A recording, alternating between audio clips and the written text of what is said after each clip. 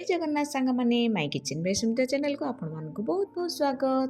ଆଜି ମୁଁ ଆପଣଙ୍କ ପାଇଁ ଓଉ ସାରୁ ଆଳୁର ବେସର ଆଣିଛି, ଯାହାର କି ଟେଷ୍ଟ ବହୁତ ହି ଦମଦାର ରହିବ, ମାନେ ଖଟା ଆଉ ମିଠା ରହିବ। ବହୁତ ହି ଟେଷ୍ଟି ଲାଗିବ। ଏହା ସହିତ ଯଦି ଆପଣ ଭାତ ଖାଆନ୍ତି ତ ଚାଲନ୍ତୁ ଏହି ସିମ୍ପଲ୍ ଓଉ ଆଉ ସାରୁ ଆଳୁର ବେସର ଆମେ ଜାଣିବା। ତ ଏହାକୁ ମୁଁ ବହୁତ ସିମ୍ପଲ୍ ତରିକାରେ ବତେଇଛି। ମୋର ଆଶା ଆପଣ ଭିଡ଼ିଓକୁ ଦେଖିକି ନିଶ୍ଚିତ ରୂପେ ବୁଝିପାରିବେ ଆଉ ଭିଡ଼ିଓକୁ ଆରମ୍ଭରୁ ଶେଷ ପର୍ଯ୍ୟନ୍ତ ଦେଖିବେ। ତ ଚାଲନ୍ତୁ, ଏଥିପାଇଁ ଆବଶ୍ୟକ ହେଉଥିବା ସାମଗ୍ରୀ ଭିତରେ ମୁଁ ନେଇଯାଇଛି ଗୋଟେ ପ୍ଲେଟ୍ରେ ଓଉ ଗୋଟିଏ ନେଇଛି, ସାରୁ ଗୋଟେ ନେଇଛି ଏବଂ ଆଳୁ ନେଇଛି। ତ ଏଇ ସାରୁ ଓଉ ଆଳୁକୁ ଆମେ କ'ଣ କରିବା, ପ୍ରଥମେ ଗୋଟା ଭଲ ଭାବରେ ଧୋଇଦେବା। ଧୋଇ ସାରିଲା ପରେ ସାରୁ ଆଳୁକୁ ଦେଖନ୍ତୁ ମୁଁ ବେସରରେ ଯେମିତି କଟା ହୁଏ ସେଇଭଳି ଭାବରେ କାଟି ଦେଇଛି। ତ ସାରୁ ଆଳୁକୁ ଆମେ ଧୋଇ ଦେଇଥିଲେ, ତ ଗୋଟେ ବାଉଲରେ ମୁଁ ରଖିଦେଇଛି ଅଲଗା କରି। ଆଉ ଓଉକୁ ମଧ୍ୟ ମୁଁ ଏଥିରେ କାଟିକି ମଧ୍ୟ ସାଇଜରେ ରଖିଦେଇଛି ଗୋଟେ ବାଉଲରେ।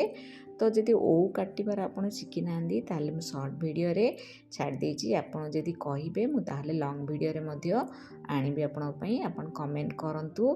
ତାପରେ ଦେଖନ୍ତୁ ମୁଁ ଏଥିରେ ଆଉ ନେଇଯାଇଛି ଗୋଟେ ବାଉଲରେ ଜିରା ନେଇଛି 1 ଟେବୁଲ୍ ସ୍ପୁନ୍, ସୋରିଷ 2 ଟେବୁଲ୍ ସ୍ପୁନ୍, ଗୋଲମରିଚ 10ରୁ 12ଟି ଏବଂ 3ଟି ଶୁଖିଲା ଲଙ୍କା।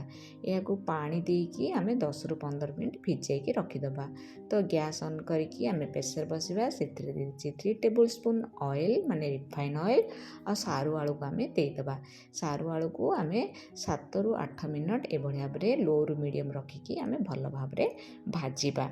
ତ ଭାଜି ସାରିଲା ପରେ ଆମେ କ'ଣ କରିବା, 7ରୁ 8 ମିନିଟ୍ ଭାଜିଲା ପରେ ଓଉକୁ ମଧ୍ୟ ଏବେ ଏଥିରେ ଏଡ଼୍ କରିଦେବା। ଓଉକୁ ଦେଲା ପରେ ଓଉକୁ ମଧ୍ୟ ଆମେ ଏହା ସହିତ ମିଶାଇକି ଭଲ ଭାବରେ ଭାଜିବା। ଓଉକୁ ମଧ୍ୟ ଆଉ 5ରୁ 7 ମିନିଟ୍ ଆମେ ଏହା ସହିତ ଭାଜିବା। ତ ଗ୍ୟାସ୍ ଫ୍ଲେମ୍କୁ ଆପଣ ଲୋରୁ ମିଡ଼ିୟମ୍ ରଖିକି ଭାଜିବେ। ତାପରେ ଏବେ ହଳଦୀ ଗୁଣ୍ଡ 1/2 ଟେବୁଲ୍ ସ୍ପୁନ୍ ଆଉ ଲୁଣ ମଧ୍ୟ ମୁଁ 1/2 ଟେବୁଲ୍ ସ୍ପୁନ୍ ଦେଇଦେଇଛି। ଦେଇକି ଭଲ ଭାବରେ ଆମେ ଏହାକୁ ଚାମଚରେ ଭଲ ଭାବରେ ମିକ୍ସ କରିଦେବା। ତ ମିକ୍ସ କରିକି ଏଭଳି ଭାବରେ ଆମେ ଭାଜିବା। ତ ଗ୍ୟାସ୍ ଫ୍ଲେମ୍କୁ ଲୋରୁ ମିଡ଼ିୟମ୍ ହିଁ ରଖିକି ଭାଜିବେ। ତାପରେ ଚାଲନ୍ତୁ, ଆମେ ଯେଉଁ ମସଲା ଭିଜେଇକି ରଖିଥିଲେ ତାକୁ ଏବେ ଗ୍ରାଇଣ୍ଡିଙ୍ଗ କରିଦେବା। ତ ଗ୍ରାଇଣ୍ଡର ଜାର୍ରେ ମୁଁ ଦେଇଦେଇଛି ଜିରା, ସୋରିଷ, ଗୋଲମରିଚ ଏବଂ ଶୁଖିଲା ଲଙ୍କା। ଏହାକୁ ଭଲ ଭାବରେ ଫାଇନ୍ ପେଷ୍ଟ କରିଦେବେ। କରିକି ଗୋଟେ ବାଉଲରେ ମୁଁ ରଖିଦେଇଛି। ତାପରେ ଦେଖନ୍ତୁ ଆମର ଏଇଠି ସାରୁ ଆଳୁ ଓଉ ଭଲ ଭାବରେ ଭାଜି ହେଇଗଲାଣି। ଏବେ ଆମେ ଏଥିରେ ମସଲାକୁ ଆମେ ଏଡ଼୍ କରିଦେବା ଯେଉଁ ବାଟିକି ରଖିଥିଲେ। ତ ମସଲାକୁ ଏଡ଼୍ କଲା ପରେ ମୁଁ ଆଉ ସେ ଗ୍ରାଇଣ୍ଡର ଜାର୍ରେ ପାଣି ଟିକେ ପିଛୁଳିକି ଏ ବାଉଲରେ ଦେଇଦେଇଛି। ସେ ପାଣିକୁ ଆମେ ଦେଇଦେଇଛି ଆଉ ଖଦା ଅଂଶକୁ ଆମେ ବାହାର କରିଦେବା, ବିଲକୁଲ ବି ଏଥିରେ ଏଡ଼୍ କରିବାନି। ତ ଦେଖନ୍ତୁ ଏଭଳି ଭାବରେ ପାଣି ଦେଇକି ମସଲା ପାଣି ଆମେ ଏମିତି ଟିକେ ଗୋଳେଇ ଦେଇଛେ। ତାପରେ ଆମେ ପ୍ରେସର ଲିଡ୍ ବନ୍ଦ କରିକି କେବଳ 2ଟି ହୁଇସିଲ୍ ଆସିଲା ପର୍ଯ୍ୟନ୍ତ ଅପେକ୍ଷା କରିବା।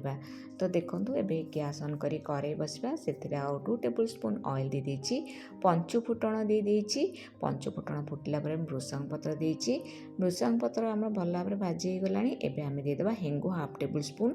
ତ ଦେଲା ପରେ ଆମେ ଏବେ କ'ଣ କରିବା, ଏଇ ଯେଉଁ ସିଝେଇକି ରଖିଥିଲେ ଓଉ ସାରୁ ଆଳୁକୁ ଏବେ ଦେଇଦେବା। ଦେଇକି ସାଙ୍ଗେ ସାଙ୍ଗେ ଲିଡ୍ ବନ୍ଦ କରିଦେବା।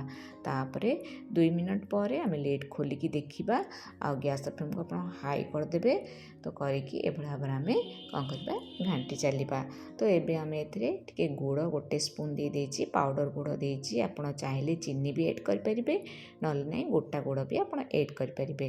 ତ ମିଠା ପକାଇବା ଦ୍ୱାରା ଯେହେତୁ ଆମର ଓଉଟା ଖଟା ଥାଏ ତ ବାଲାନ୍ସ ଠିକ୍ ଆସିବ। ଖଟା ମିଠା ଓଉ ସାରୁ ଆଳୁ ଦେଖନ୍ତୁ ମୋର ବର୍ତ୍ତମାନ ପ୍ରସ୍ତୁତ ହେଇଗଲାଣି।